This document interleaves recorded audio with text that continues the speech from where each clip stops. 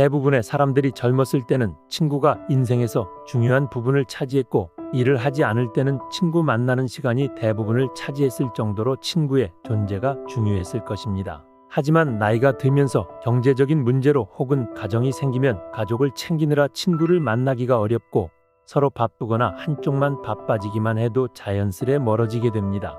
아무리 친했던 친구라도 연락하기 귀찮아지고, 친구를 만난다 해도 대단히 즐거운 일이 있을 것 같지도 않아서 굳이 친구를 만나려고 하지 않는 분들도 많습니다. 어렸을 때, 젊었을 때는 친했던 친구라도 중장년이 되고 나서부터는 만나면 뭔가 불편함, 어색함, 지루함이 느껴지는 상대일수록 급속하게 멀어지다가 자연스레 관계가 끊기게 되는 경우 또한 많습니다. 그러다 보면 내 주위에 점점 친구가 사라지고 가족들과 지내는 시간 혹은 혼자 있는 시간이 많아지게 됩니다. 하지만 이렇게 나이가 들수록 주변에 친구가 없어지는 것은 당연한 것입니다. 세월이 흐르면서 주변에 사람들이 없어져 가는 것이 자연의 이치인 것이죠. 이렇게 주변 친구가 없어진다고 해서 내가 문제가 있는 건가라고 생각하실 필요는 전혀 없습니다. 자연스러운 현상입니다. 그냥 순리대로 흘러가게 두는 것이 좋습니다. 이렇게 나이 들어갈수록 주변 지인들이 점점 사라지게 되는데, 사실 이것은 친구가 사라지는 것이 아니고 친구가 별로 필요가 없어지는 것입니다.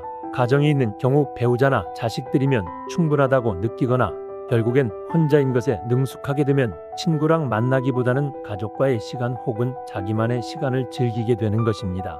어차피 친구를 만나면 주로 자식 자랑, 돈 얘기, 뒷담화와 같은 별로 듣고 싶지도 말하고 싶지도 않은 주제로 얘기를 하게 되는 경우가 많습니다. 이런 부정적이고 듣기 싫은 얘기만 하다가 나중에 친구와 헤어질 때 왠지 기분 나쁘고 시간을 낭비한 것 같은 느낌이 들게 되는 것입니다. 뿐만 아니라 욕심 많은 사람, 질투하는 사람, 잘난 척하는 사람이 주변 지인들 중 대부분일 것이고, 배려해주고 존중해주는 친구는 많아야 한두 명 정도도 되지 않을 것입니다. 노인이 되어 노인정에 가더라도 똑같습니다. 늙어지면 인간은 점점 어른이 되는 게 아니라 정점을 찍고 나면 다시 애가 됩니다. 노인정에 가면 자랑과 싸움만 남는 게 현실입니다. 이런 이유들로 굳이 내 시간 써가면서 친구를 만나느니 차라리 혼자 즐길 수 있는 무언가를 찾게 되는 것입니다. 이렇게 친구들과 멀리한다 해도 어차피 그 자리는 가족이 지켜줍니다. 어렸을 때는 친구들이 보물이지만 나이가 먹을수록 가족이 보물이 되는 것입니다. 아무리 진정한 친구가 있다 해도 절대 친구가 가족만큼 여러분을 생각해 주지는 않습니다.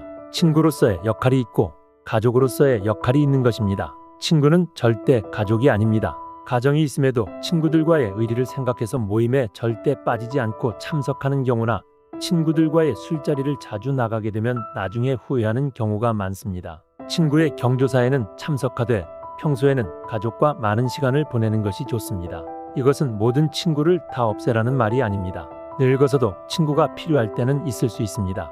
1년에 한두 번이라도 모여서 술 한 잔 기울일 수 있는 친구 한 명이 있는 것이 삶의 질이나 인간관계 면으로도 더욱 풍성한 삶을 살 수 있게 도와줍니다. 이런 친구는 한두 명 정도만 있어도 아주 충분합니다. 필요할 때만 연락하거나 자기 자랑만 늘어놓는 친구가 아닌 내 이야기를 잘 들어주고 공감해주는 친구라면 그 친구와 가끔 만나는 것은 아주 큰 도움이 됩니다. 만나면 불편하지 않고 마음이 편한 친구들과의 관계만 유지하는 것이 좋습니다. 듣기 싫은 말을 자꾸 하거나 만나면 왠지 모르게 불편한 친구들은 자연스레 멀리해야 합니다. 이렇게 점점 나와 맞지 않는 친구와는 멀어지는 연습을 차차 해나가는 것이 좋습니다. 그렇다면 왜 어렸을 때는 그렇게 친했던 친구가 나이가 들어갈수록 점점 멀어지게 될까요? 여기에는 세 가지의 이유가 있습니다. 첫 번째는 가치관의 차이입니다. 친구와 얘기를 하다 보면 나와 맞지 않는 생각을 하는 것을 느낄 때가 종종 있을 것입니다. 특히나 나이가 들수록 오랜 세월 살면서 저마다의 가치관이 생기는데, 유식한 사람이든 무식한 사람이든 가치관이 무척 뚜렷하게 형성되어 있습니다. 그런 가운데 모임이나 술자리에서 의견 충돌이 생기게 되고, 그런 게 반복되어가는 과정에서 그 친구가 조금씩 싫어지며 거리를 두게 되는 것입니다. 이렇게 가치관의 차이가 있어 거리를 두게 되는 친구들이 조금씩 늘어가면 결국엔 나와 뜻이 맞는 사람이 거의 없다는 것을 깨닫게 됩니다. 그러다 보니 점점 친구를 만나는 횟수가 줄어들게 되는 경우가 많습니다. 사람은 늙으면 성격 못 고친다, 늙으면 말이 많아진다라는 말이 있듯이 이미 오랜 세월 내재되어 온 서로의 가치관이 충돌하게 되고, 상대가 자기의 주장을 너무 과하게 하게 되면 굳이 내 주장을 해봐야 싸움만 나기 때문에 억지로 친구의 말을 들어줘야 하는 상황이 생기게 됩니다. 이런 식의 만남을 반복해봐야 내 의견을 자제하느라 속만 답답할 뿐이기에 모임이나 만남이 별로 아쉬워지지 않는 그런 상태가 되는 것입니다. 즉, 혼자가 편한 상태가 되는 것이죠. 사실 나이를 먹다 보면 친구로 지낸 기간보다 가치관이 잘 맞는지를 더 중요시하게 됩니다. 오래된 친구라고 그 기간 자체에 엄청난 의미를 부여하지 않고 친구 된 지 얼마 안 됐다고 가벼운 인간관계라고 생각하지 않는 것이 좋습니다. 이렇듯 알게 된 기간보다는 나와 가치관이 맞는 사람인지 갈등이 있어도 대화로 잘 풀어나갈 수 있는지 판단하는 것이 중요합니다. 이렇게 보면 나이 들어서 사귀는 사람이 오히려 더 잘 맞을 수도 있습니다. 현재의 환경에서 만난 사람이 비슷한 가치관을 가질 확률이 크기 때문입니다. 하지만 이렇게 오래 알던 친구의 가치관이 달라졌다고 해서 상대를 욕할 필요도 전혀 없습니다. 누구나 나이가 들어갈수록 자기만의 가치관이 생기기 마련이고 누가 맞다 틀리다를 말하는 것은 없는 것입니다. 그저 다른 것일 뿐이고 다르기 때문에 멀어지는 것 또한 자연스럽게 받아들여야 합니다. 멀어지는 인연을 두려워할 필요가 없습니다. 또한 성숙함의 정도에 따라 멀어질 수도 있습니다. 나는 이만큼 성장했는데 가끔 친구가 말하는 것을 들어보면 왜 이렇게 미성숙하게 행동할까라는 생각이 드는 경우가 있을 것입니다. 특히나 나이를 먹고도 다른 사람을 시샘하고 질투하면서 뒤에서 험담하는 것을 보면 상대가 취해 보일 수 있습니다. 또한 자기가 불행하다고 남까지 자기 수준으로 불행해지기를 바라는 모습들을 보면 나이값을 참 못한다는 생각이 들기도 합니다. 이런 사람과 관계를 끝맺음에는 망설임이 없어야 합니다. 친구와 멀어지는 두 번째 이유는 생활 환경의 변화입니다. 세월이 흐른 만큼 각자가 사는 환경이 크게 달라집니다.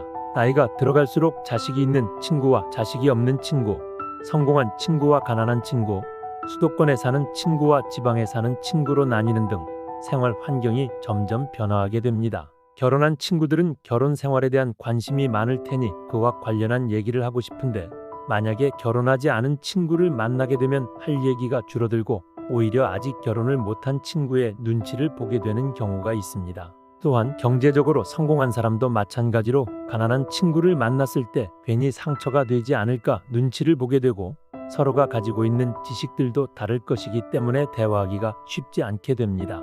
이렇듯 공통된 관심사가 달라지면 어렸을 때와는 다르게 대화할 거리가 많이 줄어들게 됩니다. 그리고 사는 곳이 서로 멀게 되면 자연스럽게 몸이 멀어지고 몸이 멀어지면 마음도 멀어지게 됩니다. 뿐만 아니라 만약 나는 이제 건강을 생각해 술을 끊고 등산이나 자전거 등 취미 생활을 하는데 친구는 운동도 안 하고 술만 마시자고 하게 되면 자연스럽게 관계가 멀어지게 되는 것입니다. 이렇듯 가정의 유무, 경제적 차이, 사는 위치, 각자 가지고 있는 취미 등이 다르면 관계가 오래가지 않게 됩니다. 세상이 변하면 친구의 개념도 변하게 됩니다. 내가 좋아하는 것을 하면서 그곳에서 만난 사람들과 관심 있는 부분의 정보와 관심사를 나누며 하루하루를 보내는 일이 더욱 값진 것입니다. 이 모든 것은 자연스럽게 받아들이는 것이 좋습니다. 세 번째는 시간과 돈입니다. 일을 하고 아이들을 돌보고 내가 좋아하는 것들을 하면서 사는데도 시간이 빠듯합니다. 친구를 만나는 것이 더 좋다면 친구를 만나겠지만 나이가 들수록 친구들과의 대화는 지루해지거나 언성이 높아지게 되는 경우가 많습니다. 그러니 나이가 들어갈수록 굳이 내 시간을 친구 만나는 것에 쓰지 않으려는 사람이 많아지는 것입니다. 나이가 들어가니 다른 사람에게 배려라는 이름으로 맞춰주면서 만나는 많은 모임들이 어느 날부터인가 그 피곤해지는 것을 느끼는 분들이 있을 것입니다. 이런 만남을 하나 둘 자르고 그 시간을 나를 위해 쓰는 것이 더 행복해지는 방법입니다. 돈의 경우에도 마찬가지입니다. 특히나 남성의 경우 친구와 만나면 보통 술을 마시게 되는데 여기에 들어가는 돈이 결코 작지 않습니다. 술 마시는데 들어가는 비용을 온전히 나와 내 가족을 위해 쓰는 것이 더 좋다고 느껴지게 되는 것입니다. 나이가 들어갈수록 또한 삶이 무한하지 않다고 느끼기 때문에 나에게 주어진 돈과 시간을 잘 아껴서 사용하게 됩니다.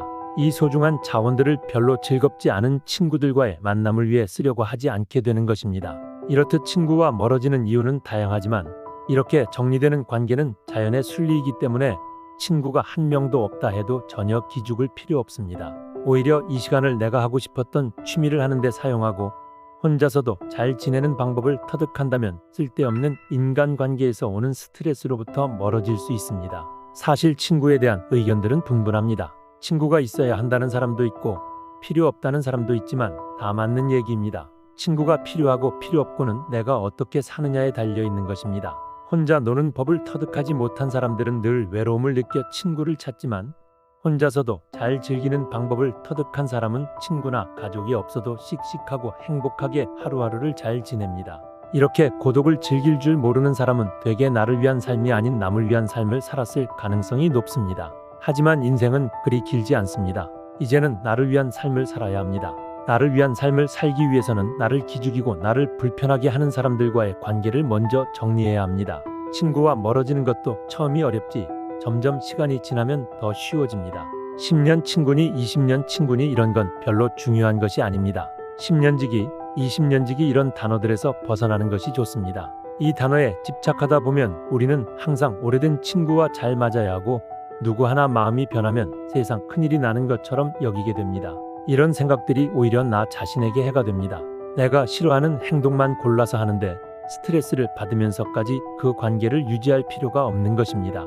이렇게 정리해 나가다 보면 자연스레 결국에는 많아야 한두 명의 친구만 남게 됩니다. 물론 친구가 아예 없을 수도 있고요. 하지만 이것은 오히려 축복입니다. 좀 더 나다운 삶을 살 수 있는 기회입니다. 친구가 있고 없고는 중요한 것이 아닙니다. 주변에 휘둘리지 않고 소신껏 인생을 살아가는 것이 좋은 방향입니다. 인연 따라 만났다 헤어지는 것이 바로 친구입니다. 우리는 친구가 없이도 행복하게 사는 법을 배워야 합니다. 친구 없이도 소소한 일상에서 행복을 느끼며 열심히 살아가는 것이 중요합니다. 그렇다면 이렇게 나이 들어도 혼자 잘 사는 사람들은 어떤 공통점이 있을까요? 첫째로, 이들은 남의 눈치를 보지 않습니다. 일단 여기서 가장 중요한 마음가짐은 내가 혼자가 되었을 때 남이 나를 문제 있는 사람이라고 여기면 어떡하지와 같은 걱정을 하지 않는 것입니다. 대개 혼자인 사람들 중에 이렇게 남의 시선을 의식해 억지로라도 친구를 만드는 사람이 있습니다. 하지만 이렇게 남을 의식하게 되면 마음에도 맞지 않고 만나면 불편한데도 사람을 만나게 되고 그런 관계에서 오는 스트레스에서도 벗어날 수 없게 됩니다. 사실 남은 그렇게까지 나에게 관심을 갖지 않습니다. 혼자 지낸다고 해서 당신을 문제 있는 사람이라고 여기지도 않습니다.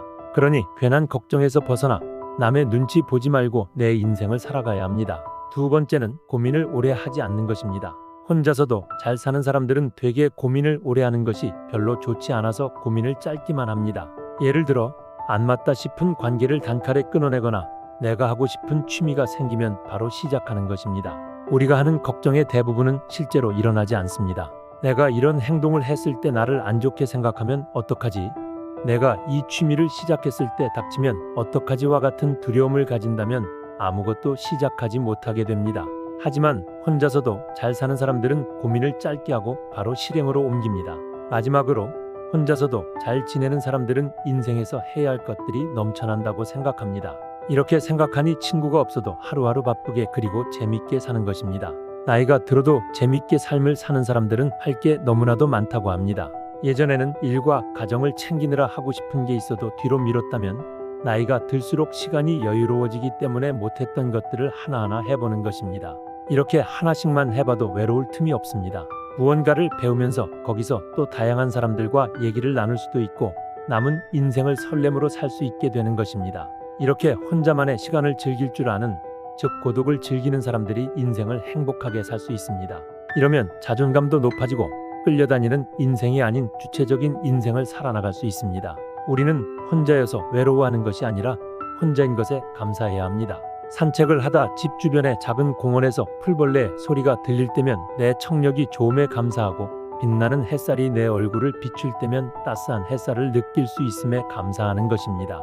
이외에도 하루를 살다 보면 감사할 일이 참으로 많습니다. 맛있는 음식을 차려 먹을 수 있음에 감사하고 TV를 보고 한바탕 웃을 수 있음에 감사해야 합니다. 이렇게 감사하는 마음은 놀라운 효과가 있습니다. 감사하는 마음을 갖는 습관은 스트레스를 줄여주고 우울증, 부정적인 감정에서 빨리 벗어나게끔 도와줍니다. 감사하는 마음을 습관으로 만들면 잠도 더 잘하고 피로감이 낮아짐은 물론 심장 질환의 위험이 줄어든다는 연구 결과도 있습니다. 이렇게 감사하는 습관을 만드는 방법들이 있습니다. 첫째는 작은 것에서 감사함을 느끼는 것입니다. 감사하는 마음은 전혀 아낄 필요가 없습니다. 오늘 날씨가 화창한 것에 감사하고 내가 생각했던 것보다 음식이 맛있게 된 것에 감사해야 하는 등 사소한 것들에 감사하는 일들을 찾으면 좋습니다. 두 번째는 명상을 하는 것입니다. 가만히 앉아 눈을 감고 오늘 있었던 일 중에서 감사할 만한 일세 가지 정도를 생각해 보는 것입니다. 이때 주의해야 할 것은 감사한 일을 떠올림과 동시에 그것을 감사했을 때 느껴지는 감정을 오롯이 느끼는 것입니다. 이렇게 직접적으로 시간을 내서 명상을 하게 되면 더더욱 감사의 효과가 극대화됩니다. 마지막으로 감사 일기를 쓰는 것입니다. 일기를 쓴다고 해서 거창하게 길게 쓸 필요는 없습니다. 오늘 하루 중 감사했던 것들 두세 가지 정도만 그냥 종이에 쓰는 것입니다. 핸드폰에 있는 메모장에 써도 좋습니다. 이렇듯 감사와 함께하는 삶을 살 수 있다면 삶의 질이 훨씬 올라갈 것입니다. 이것들을 아직 안 해보신 분들은 꼭 하루만이라도 해보셨으면 좋겠습니다. 오늘은 나이를 먹어도 친구가 필요 없는 이유, 그리고 남에게 휘둘리지 않고 내 인생을 주체적으로 살아가는 법에 대해 이야기를 드렸습니다. 이 영상이 남의 눈치를 보며 좋지 않은 관계를 지속하는 분들에게 좋은 영상이 되었기를 희망합니다. 이상으로 오늘의 영상을 마치겠습니다. 우리 모든 구독자 분들의 행복한 여생을 응원합니다. 다음에 더 좋은 내용으로 찾아뵙겠습니다. 감사합니다.